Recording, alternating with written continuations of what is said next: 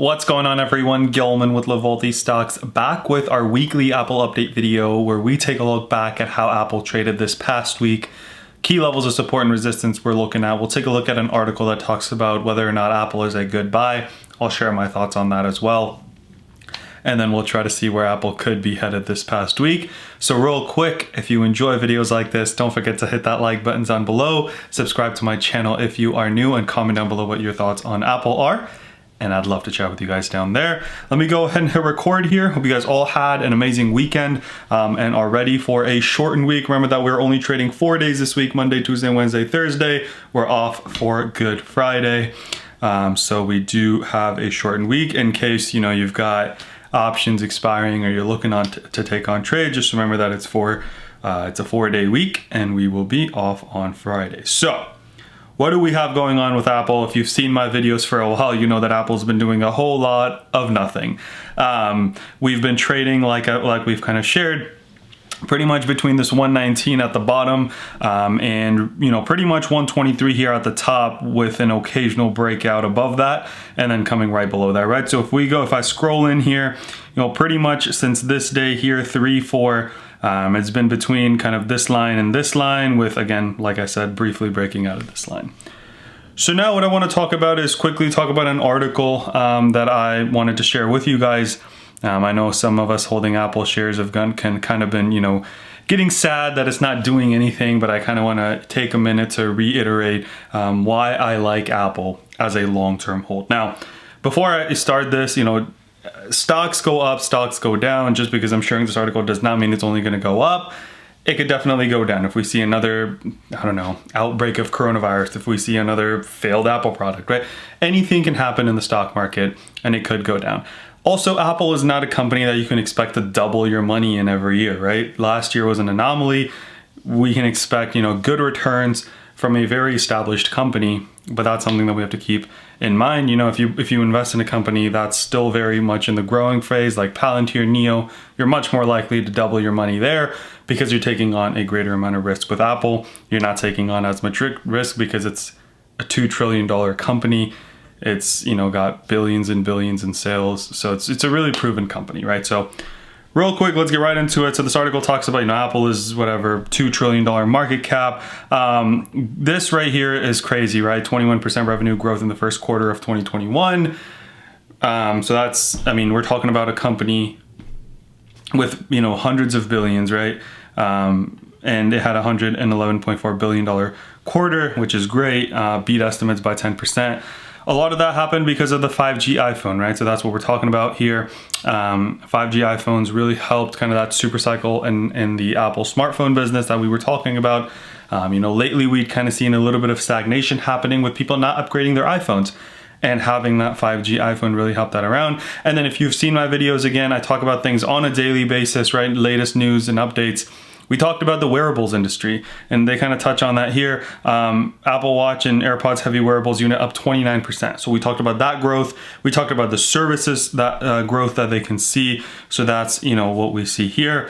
We've got over 620 million paid subscriptions, up 140 million, up 140 million from the year before, right? So great movement there. They're talking about yearly revenues going up 23%, which is absolutely insane, again, for a company like Apple to be delivering those kind of percentages because they're already so established and already have such high revenues that for them to do 23% growth is absolutely amazing. And what we're talking about here, it talks a little bit more. I mean, if you're interested in this article, feel free to Google it, right? It's 3 great tech stocks to buy now, published by Zacks. It's on Yahoo Finance, so it's free to read. If you care more about kind of the fluff in here. But what we're talking about here is that we are down about 9% from its late January records, around 119 a share is where we're at currently, right? It's below neutral RSI levels at 42, and it's trading at a discount to its own year-long medians for forward sales and earnings. So a way that you could project what a stock should be worth is based on their forward sales and earnings, and it's trading at a discount compared to what it has traded in the past year, right? So that's what we're talking about, guys. the reason for the pullback appears simple enough. Wall Street took profits on Apple, which is up over 90% in the past year. That's something that we got to keep in mind is Apple, if you bought it a year ago, you're still up 90% on your shares, which is absolutely amazing. So that's what we're talking about here. Apple, this is, I think, a key point as well, right? Apple's got $84 billion in net cash, and it'll keep repurchasing share and paying dividends to reach a net cash neutral position over time.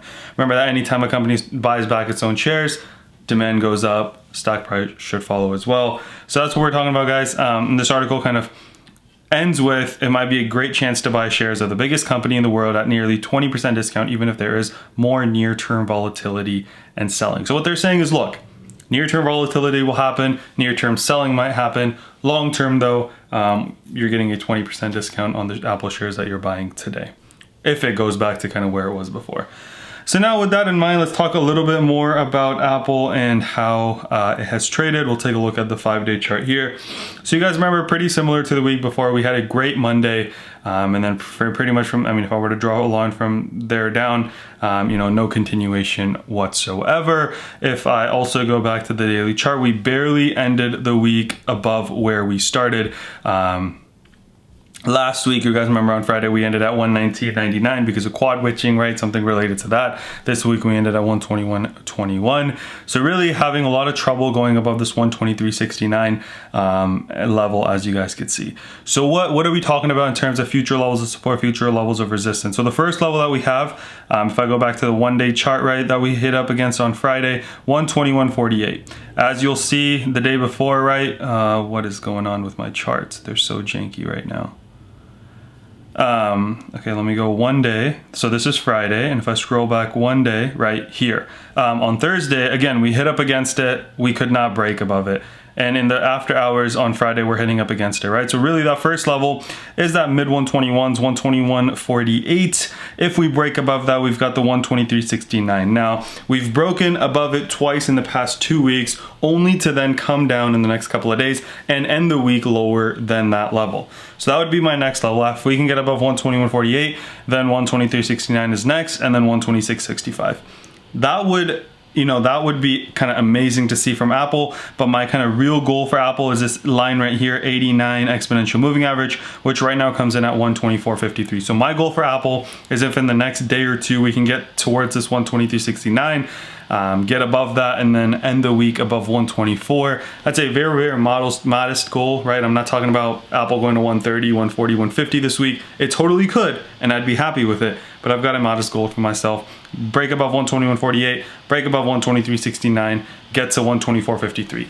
The reason that 124.53 is super important is because it's the 89 exponential moving average, which if you guys have seen my channel, we like to look at to establish a good level of support before we start to push up from there. So it's super crucial. We've been below it for a few weeks now, more than a month, which is not typical of Apple. If you take a look at, as we've done again multiple times this past year, it's rarely touched that, let alone go below, other than kind of the coronavirus pandemic, and then in mid 2019, right? So it rarely does that, and it's really important that we get above that level. So that'd be my goal for this week. Break this level, 121.48, break the 123.69, and really push towards 124.53. Look, if we get that in the next couple of days, great. We can establish our 126.65 as our next goal. But that's kind of my first goal for this week, is the 124.53, 89 EMA with these two kind of obstacles along the way. If we do start to go down, what we've seen is this 119 level hold up as really, really good support. 1 on 3.9, March 12, March 25 and 26, the last 2 days as well. 119 is held up as really, really, really good support. And then below that, we saw a crazy sell-off all the way down to 116, which if I get rid of the drawings here for just a second, and I get rid of the EMAs and bringing the moving averages, we got the 200-day moving average coming in at 116.93.2. So if we, for whatever reason, break below 119, we've got both a support at the 116.21 level and the 200-day moving average at 116.93. So two great levels of support right there, but what I'm hoping for is we see a little bit of a push up. And the reason that I mentioned that is because of the way we closed on Friday. Now we did go a little bit down in the after hours, but take a look at that beautiful looking candle that kind of we broke out of. So you remember me talking about when we were over here, I said, hey, we're approaching 400 and it would not surprise me if we see a little bit of a pullback before we start to push back up. Well, sure enough, we got a pullback, and we were struggling to break above this line, this horizontal, or this kind of diagonal line, similar to kind of back here early March that we were struggling to break above. We were struggling to break above this. And then when we finally broke above it, you know, we really pushed on Friday. Take a look at this kind of last hour, 10 minutes. We went from trading in the 390s to 395s, a 5-point kind of switch, if you will. We were pretty flat on the day, and then a 5-point switch happened, taking us to about 1.61 green on the day.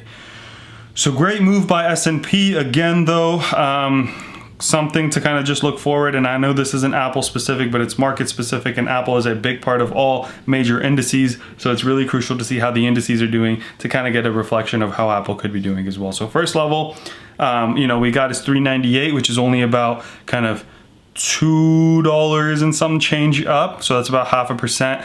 And then we have 400. Now 400 is a pretty big deal, so would not be surprised again if we hit it a couple times before we break through.